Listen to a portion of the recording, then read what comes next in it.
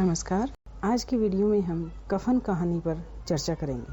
कफन कहानी प्रेमचंद के द्वारा रचित है। उद्देश्य की दृष्टि से यह कहानी यथार्थवादी है। आर्थिक विषमता वाले जिस समाज में एक और तथाकथित और बड़े लोग बैठे बैठे दुनिया के सारे आनंद लेते हैं तथा निर्धन मजदूर और किसान रात दिन कठिन मेहनत करके भी 2 जून की रोटी का जुगाड़ नहीं कर पाते, वहाँ घीसू और माधव के कामचोर हो जाने को लेखक ने उचित माना है।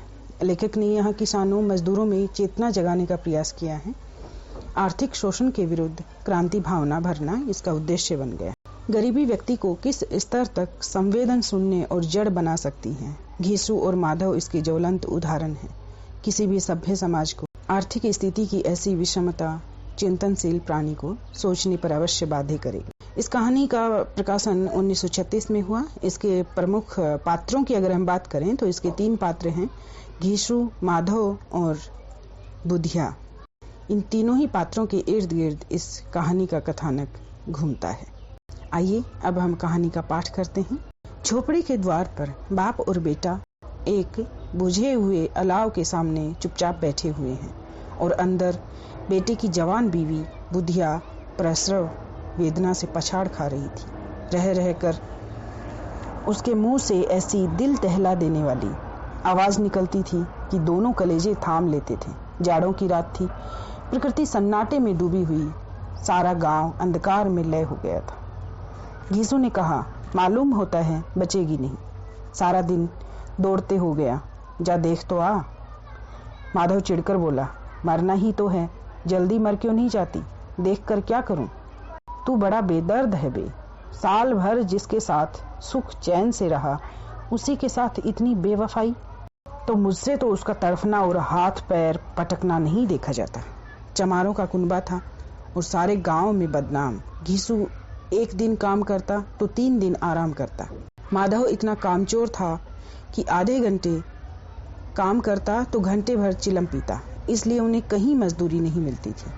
घर में मुट्ठी भर भी अनाज मौजूद हो तो उनके लिए काम करने की कसम थी। जब 2-4 फांके हो जाते तो घीसू पेड़ पर चढ़कर लकड़ियां तोड़ लाता और माधव बाजार से बेच लाता, और जब तक वह पैसे रहते दोनों इधर उधर मारे मारे फिरते। गांव में काम की कमी न थी। किसानों का गांव था, मेहनती आदमी के लिए 50 काम थे, मगर इन दोनों को उसी वक्त बुलाते जब 2 आदमियों से एक का काम पाकर भी संतोष कर लेने के सिवा और कोई चारा न होता। अगर दोनों साधु होते तो उन्हें संतोष और धैर्य के लिए संयम और नियम की बिल्कुल जरूरत न होती। यह तो इनकी प्रकृति थी। विचित्र जीवन था इनका। घर में मिट्टी के 2-4 बर्तन के सिवा कोई संपत्ति नहीं। फटे चिथड़ों से अपनी नग्नता को ढांके हुए जिए जाते थे। संसार की चिंताओं से मुक्त, कर्ज से लदे हुए, गालियां भी खाते, मार भी खाते, मगर कोई गम नहीं। दीन इतने कि वसूली की बिल्कुल आशा न रहने पर भी लोग इन्हें कुछ न कुछ कर्ज दे देते थे। मटर आलू की फसल में दूसरों के खेतों से मटर या आलू उखाड़ लाते और भून भान कर खा लेते, या 10-5 ऊख उखाड़ लाते और रात को चूसते। घीसू ने इसी आकाशवृत्ति से 60 साल की उम्र काट दी और अब माधव भी सपूत बेटे की तरह बाप ही के पद चिन्हों पर चल रहा था, बल्कि उसका नाम और भी उजागर कर रहा था। इस वक्त भी दोनों अलाव के सामने बैठकर आलू भून रहे थे, जो कि किसी खेत से खोद लाए थे। घीसू की स्त्री का तो बहुत दिन हुए देहांत हो गया था। माधव का ब्याह पिछले साल हुआ था। जब से यह औरत आई थी उसने इस खानदान में व्यवस्था की नींव डाली थी और इन दोनों बेगैरतों का दोजख भरती थी। जब से वह आई यह दोनों और भी आराम तलब हो गए थे, बल्कि कुछ अकड़ने भी लगे थे। कोई कार्य करने को बुलाता तो निर्व्याज भाव से दुगनी मजदूरी मांगते। वही औरत आज प्रसव वेदना से मर रही थी और यह दोनों इसी इंतजार में थे कि वह मर जाए तो आराम से सोएं। घीसू ने आलू निकालकर छीलते हुए कहा, जाकर देख तो क्या दशा है उसकी, चुड़ैल का फिसाद होगा। और क्या, यहाँ तो ओझा भी 1 रुपया मांगता है। माधव को भय था कि वह कोठरी में गया तो घीसू आलूओं का बड़ा भाग साफ कर देगा। बोला, मुझे वहां जाते डर लगता है। डर किस बात का है? मैं तो यहाँ हूँ ही, तो तुम ही जाकर देखो न। मेरी औरत जब मरी थी तो मैं 3 दिन तक उसके पास से हिला तक नहीं, और फिर मुझसे लजाएगी कि नहीं, जिसका कभी मुंह नहीं देखा, आज उसका उघड़ा हुआ बदन देखूं, उसे तन की भी सूध तो न होगी। मुझे देख लेगी तो खुलकर हाथ पैर भी न पटक सकेगी। मैं सोचता हूँ कोई बाल बच्चा हुआ तो क्या होगा, सौंठ गुड़ तेल कुछ भी तो नहीं है घर में, सब कुछ आ जाएगा, भगवान दे तो। जो लोग अभी 1 पैसा नहीं दे रहे हैं वे ही कल बुलाकर रुपया देंगे। मेरे 9 लड़के हुए, घर में कभी कुछ न था, मगर भगवान ने किसी न किसी तरह बेड़ा पार लगाया। जिस समाज में रात दिन मेहनत करने वालों की हालत उनकी हालत से बहुत अच्छी न थी, और किसानों के मुकाबले में वे लोग जो किसानों की दुर्बलता से लाभ उठाना जानते थे कहीं ज्यादा संपन्न थे, वहाँ इस तरह की मनोवृत्ति का पैदा हो जाना कोई अचरज की बात नहीं थी। हम तो कहेंगे घिसू किसानों से कहीं ज्यादा विचारवान था, और किसानों के विचार सुनने समूह में शामिल होने के बदले बैठकबाजों की कुत्सित मंडली में जा मिला था। हाँ, उसमें यह शक्ति न थी कि बैठकबाजों के नियम और नीति का पालन करता, इसलिए जहाँ उसकी मंडली के और लोग गांव के सरगना और मुखिया बने हुए थे, उस पर सारा गांव उंगली उठाता था।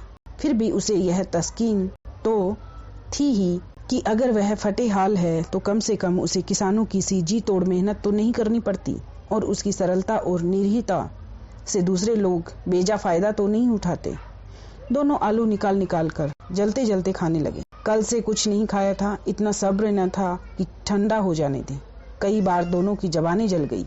आलू का बाहरी हिस्सा जबान, हलक और तालू को जला देता था, और उस अंगारे को मुंह में रखने से ज्यादा खैरियत इसी में थी कि वह अंदर पहुंच जाए।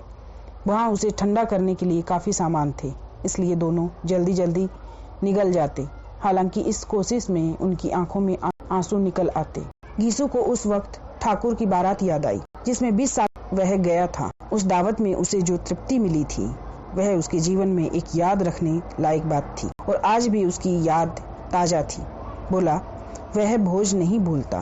तब से फिर उस तरह का खाना और भर पेट नहीं मिला। लड़की वालों ने सबको भर पेट पूड़ियाँ खिलाई थी। सबको, छोटे बड़े, सबने पूड़ियाँ खाई, और असली घी की चटनी, रायता, 3 तरह की सूखे साग, एक रस्सेदार तरकारी, दही, चटनी, मिठाई। अब क्या बताऊं कि उस भोज में क्या स्वाद मिला। कोई रोक टोक नहीं थी, जो चीज चाहो मांगो, जितना चाहो खाओ। लोगों ने ऐसा खाया कि किसी से पानी न पिया गया, मगर परोसने वाले हैं कि पत्तल में गरम गरम गोल गोल सुवासित कचौड़ियां डाल देते थे। मना करते हैं कि नहीं चाहिए, पत्तल पर हाथ रोके हुए हैं, मगर वह हैं कि दिए जाते हैं। और जब सबने मुंह धो लिया तो पान इलायची भी मिली, मगर मुझे पान लेने की कहाँ सुध थी। खड़ा हुआ न जाता था, चटपट जाकर अपने कंबल पर लेट गया। ऐसा दिल दरियाव था वह ठाकुर। माधव ने इन पदार्थों का मन ही मन मजा लेते हुए कहा, अब हमें कोई ऐसा भोज नहीं खिलाता। अब कोई क्या खिलाएगा, वह जमाना दूसरा था। अब तो सबको किफायत सूझती है। शादी ब्याह में मत खर्च करो, क्रियाक्रम में मत खर्च करो। पूछो, गरीबों का माल बटोर कर कहाँ रखोगे? बटोरने में तो कमी नहीं है, हाँ खर्च में किफायत सूझती है। तुमने 20 पूरियां खाई होंगी। 20 से ज्यादा खाई थी। मैं 50 खा जाता। 50 से कम मैंने न खाई होंगी। अच्छा पका था। तू तो मेरा आधा भी नहीं है। आलू खाकर दोनों ने पानी पिया, और वहीं के अलाव के सामने अपनी धोतियां ओढ़कर पाव पेट में डाले सो रहे, जैसे 2 बड़े बड़े अजगर गेंडुलिया मारे पड़े हों, और बुधिया अभी तक कराह रही। सवेरे माधव ने कोठरी में जाकर देखा तो उसकी स्त्री ठंडी हो गई थी। उसके मुंह पर मक्खियां भिनक रही थी, पथराई हुई आंखें ऊपर टंगी हुई थी, सारी देह धूल से लथपथ हो रही थी। उसके पेट में बच्चा मर गया था। माधव भागा हुआ घीसू के पास आया। फिर दोनों जोर जोर से हाय हाय करने लगे और छाती पीटने लगे। पड़ोस वालों ने यह रोना धोना सुना तो दौड़े हुए आए और पुरानी मर्यादा के अनुसार इन अभागों को समझाने लगे, मगर ज्यादा रोने पीटने का अवसर न था। कफन की और लकड़ी की फिक्र करनी थी। घर में तो पैसा इस तरह गायब था जैसे चील के घोंसले में मांस। बाप बेटे रोते हुए गांव के जमींदार के पास गए। वह इन दोनों की सूरत से नफरत करते थे। कई बार इन्हें अपने हाथों से पीट चुके थे चोरी करने के लिए, वादे पर काम न आने के लिए। पूछा, क्या है बे घिसुआ, रोता क्यों है?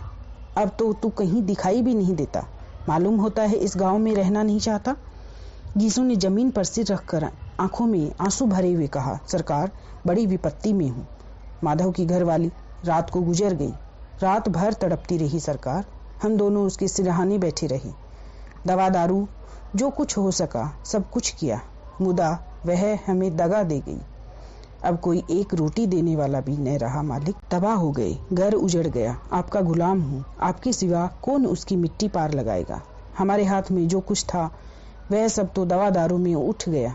सरकार ही की दया होगी तो उसकी मिट्टी उठेगी। आपके सिवा किसके द्वार पर जाऊं। जमींदार साहब दयालु थे, मगर घीसू पर दया करना काले कंबल पर रंग चढ़ाना था।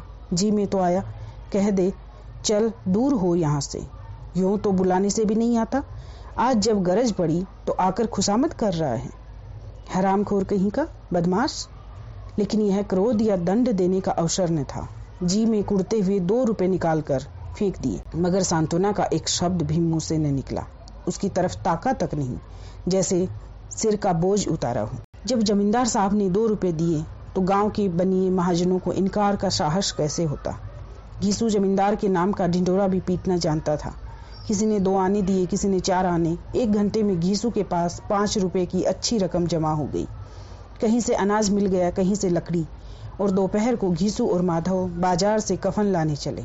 इधर लोग बांस वांस काटने लगे। गांव की नरमदिल स्त्रियां आ आकर लाश देखती और उसकी बेकसी पर 2 बूंद आंसू गिराकर चली जाती थी। बाजार में पहुंचकर घीसू बोला, लकड़ी तो उसे जलाने भर को मिल गई है। क्यों माधव? माधव बोला, हाँ लकड़ी तो बहुत है, अब कफन चाहिए। तो चलो कोई हल्का सा कफन ले लें। हाँ और क्या, लाश उठते उठते रात हो जाएगी। रात को कफन कौन देखता है। कैसा बुरा रिवाज है, जिसे जीते जी तन ढकने को चिथड़ा भी न मिले उसे मरने पर नया कफन चाहिए। कफन लाश के साथ जल ही तो जाता है और क्या रखा रहता है। यही 5 रुपए पहले मिलते तो कुछ दवा दारू कर लेते। दोनों एक दूसरे के मन की बात ताड़ रहे थे। बाजार में इधर उधर घूमते रहे। कभी इस बजाज की दुकान पर गए, कभी उसकी दुकान पर। तरह तरह के कपड़े, रेशमी और सूती देखे, मगर कुछ जचा नहीं। यहाँ तक कि शाम हो गई। तब दोनों न जाने किस दैवी प्रेरणा से एक मधुशाला के सामने जा पहुंचे और जैसे किसी पूर्व निश्चित व्यवस्था से अंदर चले गए। वहां जरा देर तक दोनों असमंजस में खड़े रहे। फिर घीसू ने गद्दी के सामने जाकर कहा, साहू जी 1 बोतल हमें भी देना। उसके बाद कुछ चिखोना आया, तली हुई मछली आई और दोनों बरामदे में बैठकर शांतिपूर्वक पीने लगे। कई कुंजियां ताबड़तोड़ पीने के बाद दोनों सरूर में आ गए। घीसू बोला, कफन लगाने से क्या मिलता, आखिर जल ही तो जाता, कुछ बहू के साथ तो न जाता। माधव आसमान की तरफ देखकर बोला, मानव देवताओं को अपनी निष्पापता का साक्षी बना रहा हो। दुनिया का दस्तूर है, नहीं लोग बामनों को हजारों रुपए क्यों दे देते हैं। कौन देखता है परलोक में मिलता है या नहीं। बड़े आदमियों के पास धन है, फूकें, हमारे पास फूकने को क्या है। लेकिन लोगों को जवाब क्या दोगे। लोग पूछेंगे नहीं कफन कहाँ है। घीसू हंसा, अभी कह देंगे कि रुपए कमर से खिसक गए, बहुत ढूंढा मिले नहीं, लोगों को विश्वास न आएगा, लेकिन फिर वही रुपये देंगे। माधव भी हंसा इस अनपेक्षित सौभाग्य पर। बोला, बड़ी अच्छी थी बेचारी, मरी तो खूब खिला पिलाकर। आधी बोतल से ज्यादा उड़ गई। घीसू ने 2 सेर पूड़ियां मंगाई, चटनी, अचार, कलेजियां। शराब खाने के सामने ही दुकान थी। माधव लपक कर 2 पत्तलों में सारे सामान ले आया। पूरा 1.5 रुपया खर्च हो गया, सिर्फ थोड़े से पैसे बच रहे। दोनों इस वक्त इस शान में बैठे पूड़ियां खा रहे थे जैसे जंगल में कोई शेर अपना शिकार उड़ा रहा हो।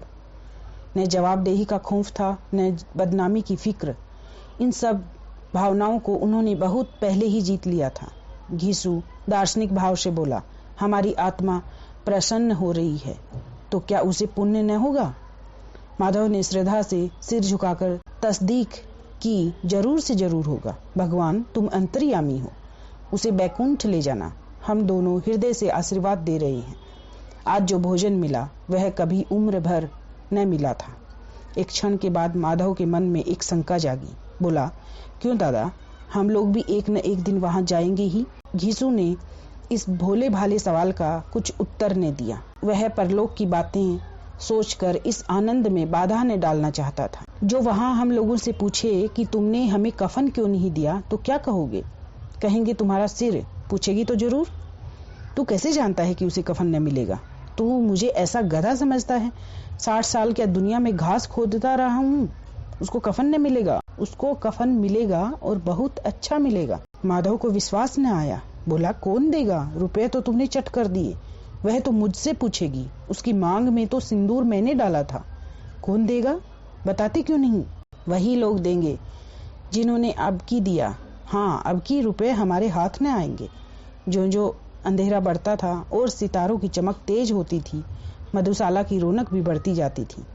कोई गाता था, कोई डींग मारता था, कोई अपने संगी के गले लिपट जाता था, कोई अपने दोस्त के मुंह में कुल्हड़ लगाए देता था। वहाँ के वातावरण में सरूर था, हवा में नशा। कितने तो यहाँ आकर एक चुल्लू में मस्त हो जाते थे। शराब से ज्यादा यहाँ की हवा उन पर नशा करती थी। जीवन की बाधाएं यहाँ खींच लाती थी और कुछ देर के लिए यह भूल जाते थे कि वे जीते हैं या मरते हैं, या न जीते हैं न मरते हैं।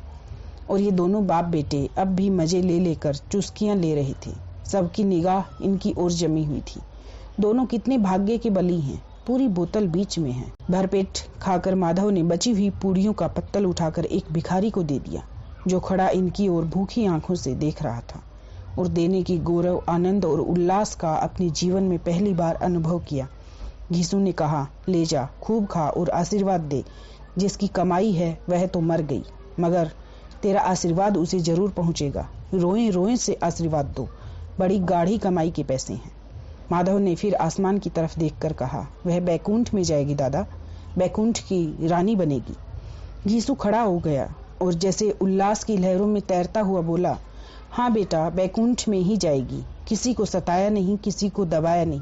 मरते मरते हमारी जिंदगी में सबसे बड़ी लालसा पूरी कर गई। वह न बैकुंठ जाएगी तो क्या ये मोटे मोटे लोग जाएंगे, जो गरीबों को दोनों हाथों से लूटते हैं और अपने पाप को धोने के लिए गंगा में नहाते हैं और मंदिरों में जल चढ़ाते हैं। श्रद्धालुता का यह रंग तुरंत ही बदल गया। अस्थिरता नशे की खासियत है। दुख और निराशा का दौर हुआ। माधव बोला, मगर दादा, बेचारी ने जिंदगी में बड़ा दुख भोगा है, कितना दुख झेल कर मरी। वह आंखों पर हाथ रख कर रोने लगा, चीखे मार मार कर। घीसू ने समझाया, क्यों रोता है बेटा? खुश हो कि वह माया जाल से मुक्त हो गई, जंजाल से छूट गई। बड़ी भाग्यवान थी जो इतनी जल्द माया मोह के बंधन तोड़ दिए। और दोनों खड़े होकर गाने लगे, ठगिनी क्यों नैना झमकावे, ठगिनी। पियक्कड़ों की आंखें इनकी ओर लगी हुई थी और ये दोनों अपने दिल में मस्त गाए जाते थे। फिर दोनों नाचने लगे, उछले भी, कूदे भी, गिरे भी, मटके भी, भाव भी बताए, अभिनय भी किए और आखिर नशे में मदमस्त होकर वहीं गिर पड़े। आप इस चैनल पर आरपीएससी से जुड़े वीडियो देख रहे हैं। अगर आपको वीडियो पसंद आते हैं तो चैनल को सब्सक्राइब जरूर करें और वीडियो को लाइक और कमेंट करके बताएं। धन्यवाद।